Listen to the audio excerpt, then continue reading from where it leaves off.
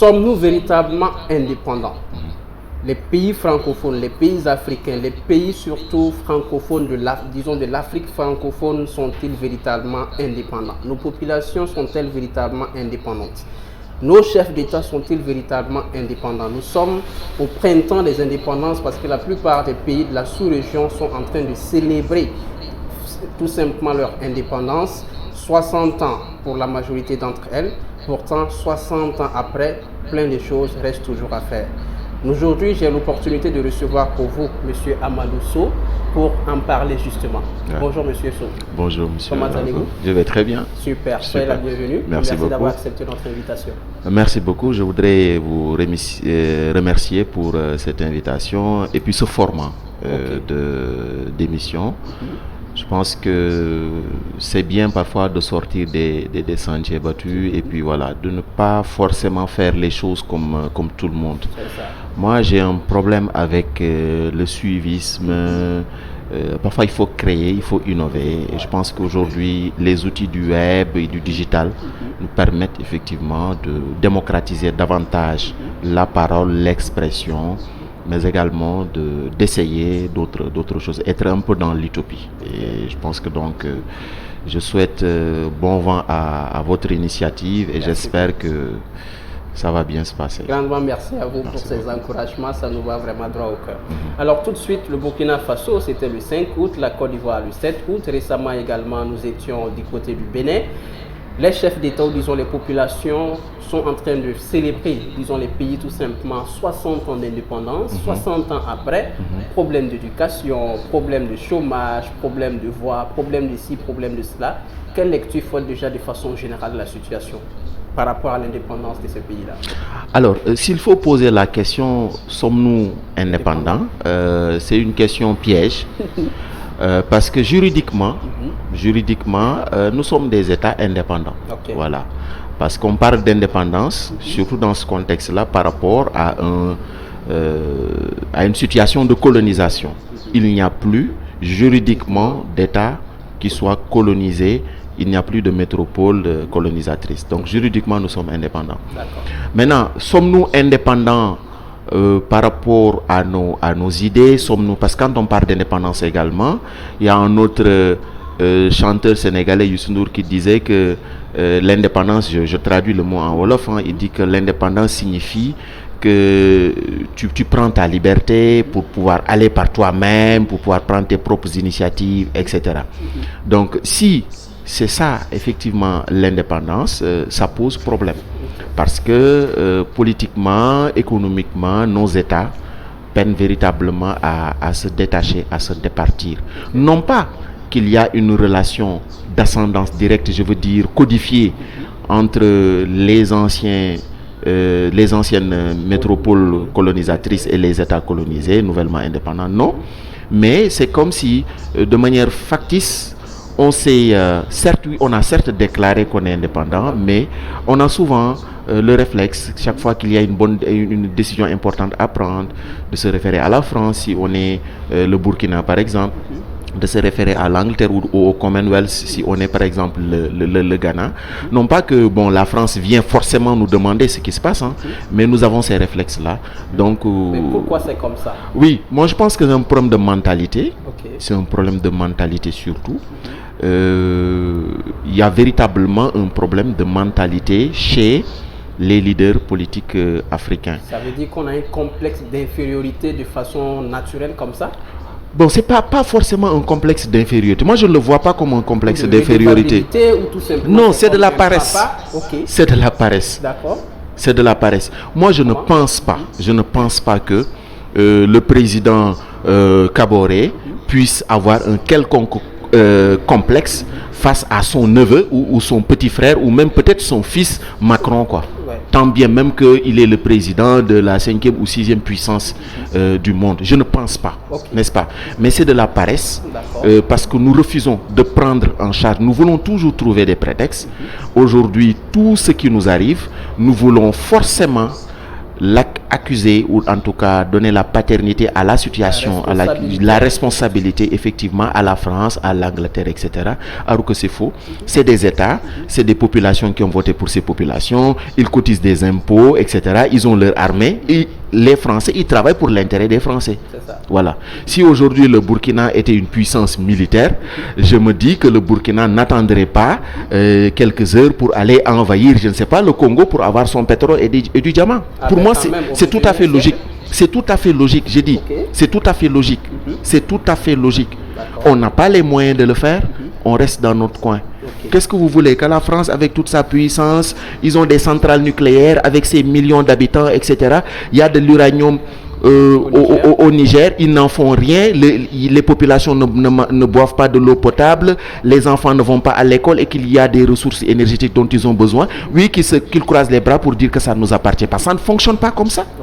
Ça ne fonctionne pas comme ça. Donc la responsabilité première, c'est au niveau des chefs d'État. Fondamentalement. Mais les chefs d'État viennent de la population, donc les populations sont également responsables.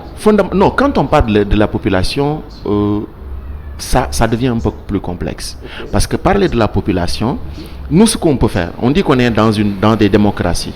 Généralement, on dit que c'est le pouvoir du peuple, par le peuple et pour le peuple. Alors, le principe de la démocratie veut que le peuple puisse déléguer une partie de son pouvoir à certains parmi eux, des gens qu'ils vont choisir parmi eux, du fait de leurs compétences ou un certain nombre de choses, pour que ces derniers-là puissent jouer un rôle vis-à-vis d'eux. Par exemple, on ne peut pas se protéger soi-même.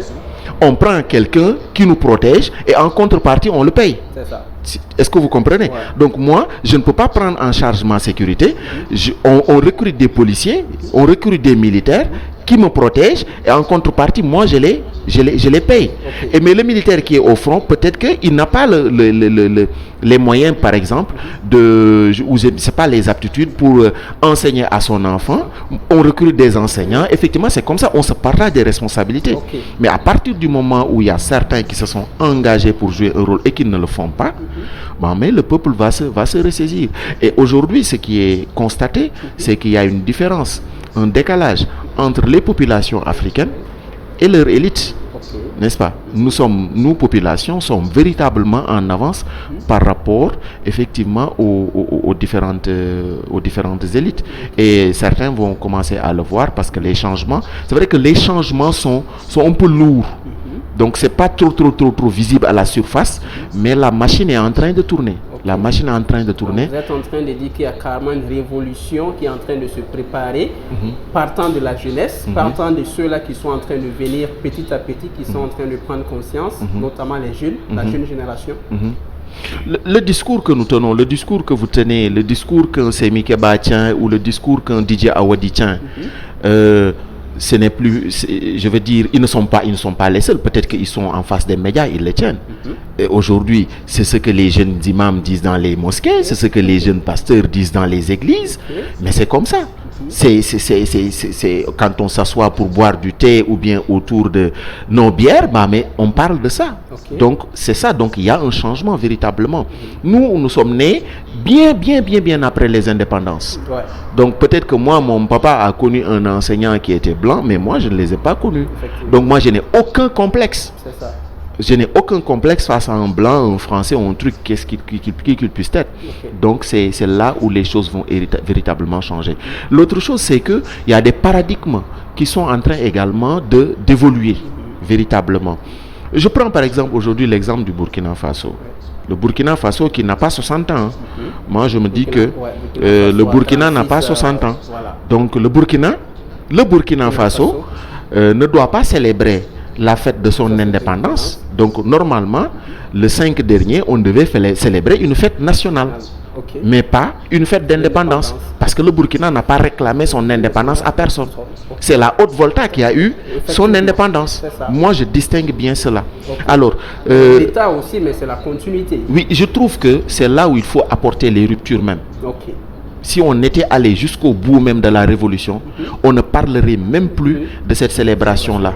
C'est la date de la révolution même qu'on prendrait pour une fête nationale, non pas une fête d'indépendance. Voilà. Donc tous ceux qui sont nés sous le Burkina Faso, eux là, ils n'ont rien à voir avec la France. C'est vraiment accusé à tort les Français pour dire qu'ils demandent leur indépendance à la France parce qu'ils n'ont rien à faire, ils n'ont rien à voir avec la France. D'accord. Maintenant, vous parlez bien sûr du changement de mentalité, mais l'autre aspect, c'est qu'il y a ces personnes-là qui continuent par exemple de vouloir aller en France, de vouloir aller en Occident pour aller se chercher.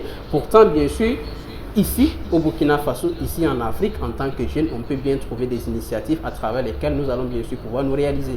Comment vous expliquer cela? Parce qu'on a l'impression qu'à chaque fois qu'il y a des problèmes en Afrique, à chaque fois qu'on a des difficultés, certes, il y a une partie qui comprend qu'effectivement nous sommes responsables, mais la réalité, c'est qu'il y a une grande majorité aussi qui indexe toujours la France, qui indexe toujours disons en fait l'ancienne métropole comme étant responsable de nos situations.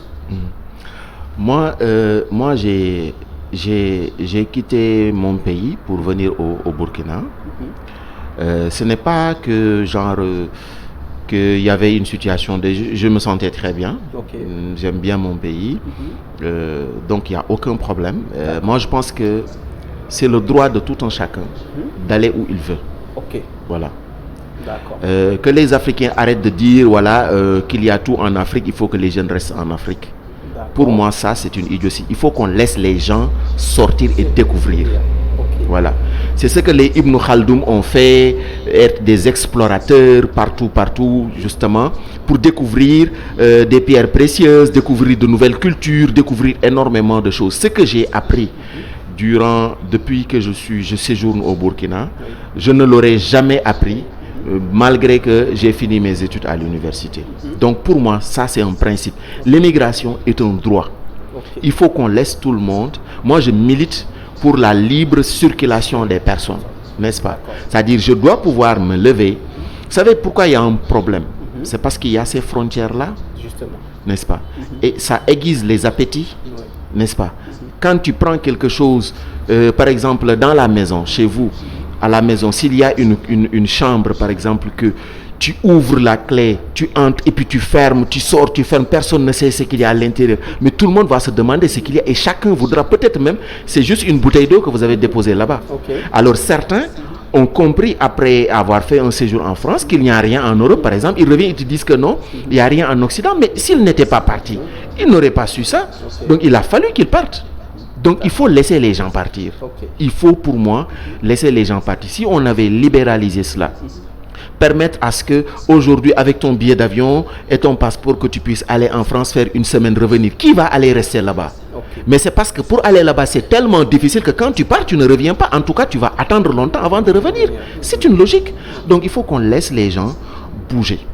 Parce que c'est à cause de ces fermetures de frontières, ces blocus, ces murs, etc., qu'il y a des milliers et des centaines de milliers d'Africains qui meurent chaque année dans le désert, c'est ce qui est déplorable, au niveau de la Méditerranée. Oui, c'est ce qui est déplorable. C'est ce qui est déplorable et nous pensons que les États africains doivent davantage se mobiliser par rapport à cela.